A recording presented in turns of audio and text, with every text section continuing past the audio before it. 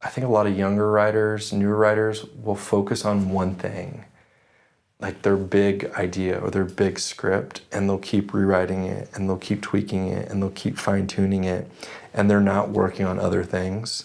So when they go to pitch it to somebody, it's like, what else do you got? Do you work on one script at a time, or do you have multiple screenplays going? Yeah, I have multiple things at once. Yeah, I think in an ideal world, it's like you're working on a new script, you're rewriting something else, and you're kind of developing something else. I think it's important to have those things going at all times. And they use a little bit different parts of your brain, I feel like. You know, the editing, the rewriting, the editing process is a little bit different than the kind of the free flow of I'm trying to write this new draft, which is also different from the ideation stage. So I try to kind of have a couple things going at once, at least two. But also, also it's like sometimes when you're working on too many things, it can muddle it up. So I think it's good to try to blast out. Like I was saying earlier, it's important to like keep your forward momentum going on a new screenplay and finish that thing. I feel like so many people can write a great 30 pages or a great 50 pages, but then it kind of meanders and falls off. So I think for everybody it's different, but yeah, I like to have a couple things going, and I'm always trying to come up with new log lines or concepts, just to think about what's next. And so when do you know when to put one away and start working on the other? Is it when you feel like you're at you can't really figure out a way out of a scene? It's either like I'm blocked on the puzzle, so I might put it away for a little bit, or it's like, okay, finish the script. You started showing some people, or you're sharing with people. It's like, well, what else are you going to be working on? You can't. I mean, one of the biggest things, and you asked me, lessons I've learned is, for me personally, it's like I think a lot of younger writers, newer writers will focus on one thing, like their big idea or their big script, and they'll keep rewriting it and they'll keep tweaking it and they'll keep fine-tuning it, and they're not working on other things. So when they go to pitch it to somebody, it's like, what else do you got? Which will be, you're always going to get that question of what else do you have? And it's important to have a lot of different things. One guy could be looking for a Western. One guy could be looking for a horror or a thriller. So it's good to have a lot of different things in your kind of arsenal. But I think that when you're early starting out writing, you're like, oh man, my first thing is going to be the one that gets made. It's going to be this. The first thing I wrote was this Roman historical, like bubonic plague had mutated into these zombies, and we turned it into a really cool short film. But it was like at a certain point, it's like, well, maybe this is not the one to get made for me. I need to figure out what's next. So I think that was a big thing for me. It was like realizing, like, just try to be as prolific as possible and keep making, like, always have new ideas. Have you been on a lot of general meetings? Yeah, I've been on throughout the years. Yeah, I've been on several. Yeah. And so people will ask you, what else do you have aside from this? Yeah, I think it's like with any meeting, it's like they might be looking for something. They might be looking for a female-driven action movie, or they like your writing style, which I think is a thing you'll find a lot. Is like somebody will read your script and like your writing style, and it might not be the movie for them. Like this Western might not be what they're looking for, but hey, do you have you got a low-budget horror movie? And if you got that might be just another avenue to get your movie to the next step, to get it made. So I think that's with general meetings, I feel like that's always going to come up. It's like, what else are you working on? What's new? What's exciting that you're working on? Yeah. What's been the most challenging part of your career as a screenwriter?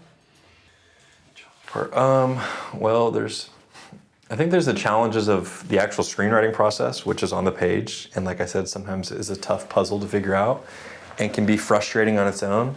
But I think just the acceptance of, like, I've written something that I like, or I've written something I'm happy with, and I'm sharing it with people, but it might not ever get made, and it might not be everybody's cup of tea. So I think kind of remembering that, Yeah, I think that's been a big challenge, is just like you write something you're super excited about, but it just might not connect with this industry, and maybe it's not meant to be a film. maybe it's meant to be a short story. Maybe it's meant to be a graphic novel. There's so many ways we can put things. Maybe it's meant to be a YouTube video. There's so many ways we can put stuff out there. But I think it's just sometimes challenging and frustrating when it's like you're either not getting the reaction you want, or it's things take so long to get made. The whole process takes a long time, and there's ups and downs. Projects fall apart, they come back together. Like luck plays a big factor. So I think it's just accepting those things.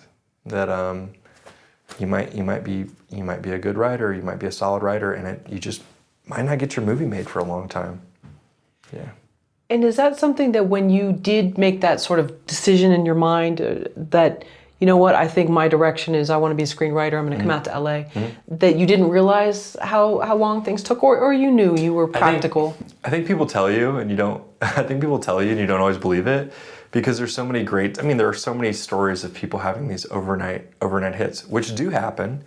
But I think a lot of times the overnight success actually took years, and we don't necessarily hear that part of the story. So I think in the beginning it's like, you spend a lot of time on your first script, you think it's gonna be the one that gets made. And people are like, no, you need to have a lot of scripts under your belt. I remember interning at a production company, and one of the guys was a manager there, and he's like, you need probably a good 10 scripts under your belt. And at the time I was like, wow, 10 scripts, I'm never gonna write 10 scripts. And then you think about it down the road, you're like, that was pretty good advice, because, it takes you a while to learn the craft. It takes you a while to kind of learn your own voice. And, the more things you have, the more things you can fit into this box of what they're looking for. So, I think that's important. And maybe, I think you talked about it maybe being like a muscle, just knowing if you get feedback and it's not necessarily positive, to not just let it, you're not going to be on the couch for 3 days, not leaving the house depressed, or hopefully not. Yeah, but at least for me. I mean, man, I've had some definitely am I doing the right thing? I've had some major some depression from writing. I mean, I remember an early script. You read in the trades that a similar thing has come out.